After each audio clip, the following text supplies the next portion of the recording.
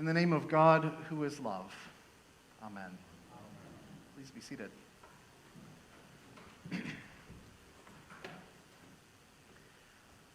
Earlier this week, I was in a meeting with some other clergy in our diocese, and the subject of Valentine's Day came up.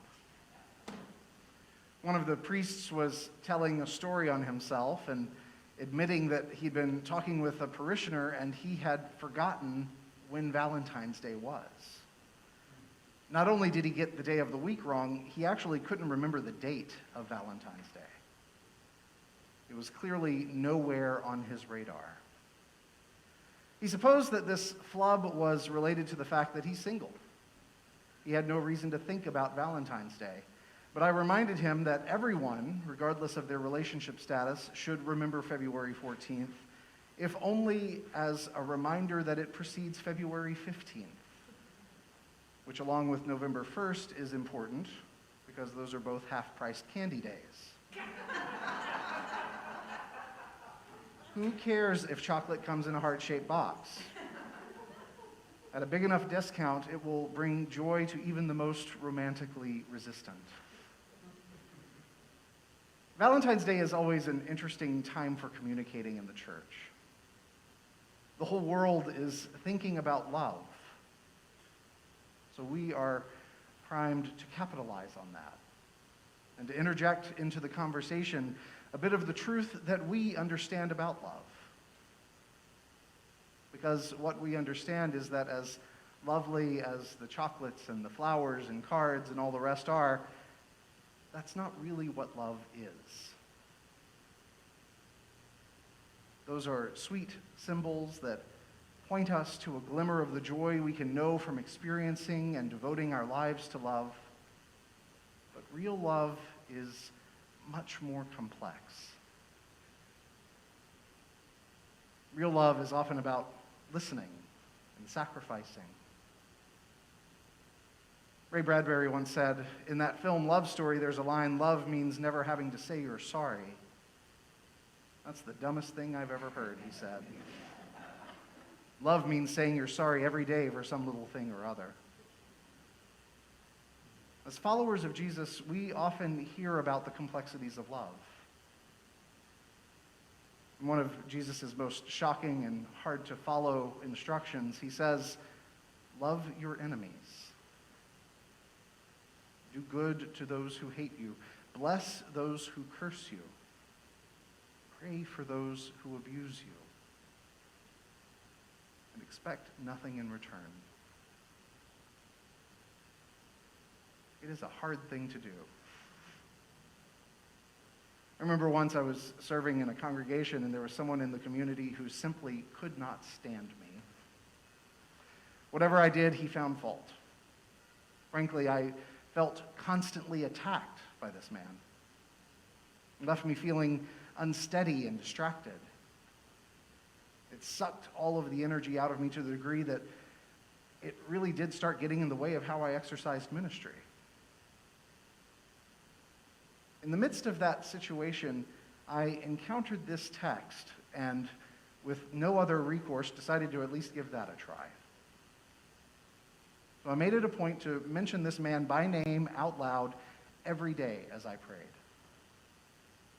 At first, it was nearly impossible. Each time I said his name, it felt sour on my tongue. And at first there, simply saying his name was all I could imagine. But in time, I was able to go a little bit deeper. It got to where I didn't cringe when I prayed for him. I started calling up specific instances in our relationship where I felt hated or cursed or abused and asked God to intercede into those particular situations. Before you get the wrong idea, God did not swoop in and magically fix the situation. We never reconciled. There was no reckoning where we came to understand and appreciate one another. There was no Hollywood ending. But what did happen was that through praying, through committing to prayer for this difficult situation, I was changed. God didn't fix all the things that I thought were wrong with him. God fixed me. God brought healing into the situation for me. Eventually, I made my way out of that toxic situation and was able to grow from it, but until then, it got to the point where that whenever some new offense was committed, I would deal with it. But before letting it cause me to spiral out of control, I would remember that I'd be praying soon and chuckle to myself that now I had something new to talk about. I don't know if I'm mature enough to say that it became an understanding of love, but it was trusting the complexity of God's love that brought me toward a more tolerable experience.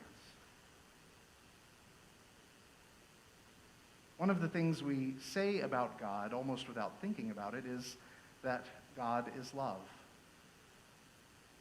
If you go online, you can probably find those 3 words, God is love, emblazoned on any number of tchotchkes and t-shirts and mugs and pens. But think about what it means. God is love. Not chocolates and flowers, but true, complex, challenging, awe-inspiring, joyful love. No matter how we experience God, it is an experience of love. Some would say, no matter how we experience love, it is an experience of God. And if God is love the way Jesus is describing love, love in the face of adversity, cruelty, even violence, then we really have to reevaluate what it means to be loved by God. We have to throw out the transactional ideas that are often instilled in us from childhood. Behave so you can get your ticket into heaven. No, God is calling for love even in some of the most egregious examples of misbehaving. God is love, regardless of whether or not we're worthy. It's God's love that makes us worthy.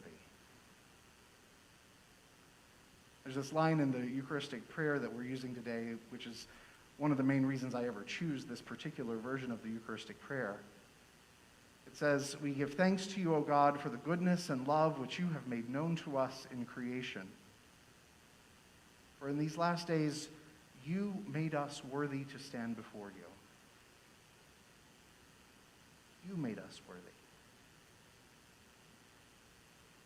You, O God, made us worthy. That's the kind of love God is modeling for us. Love that makes things worthy of love for the sake of love. Not as payment for anything, but simply because of itself. We who have been made in the image of God should strive for such love. Not so we can earn our way into heaven, but so we can be truer representations of the image of God that we are. Love, as Jesus describes it, is difficult, but it's also natural. It's how we were created, in the image of love. We strive for such love because it makes us more of ourselves.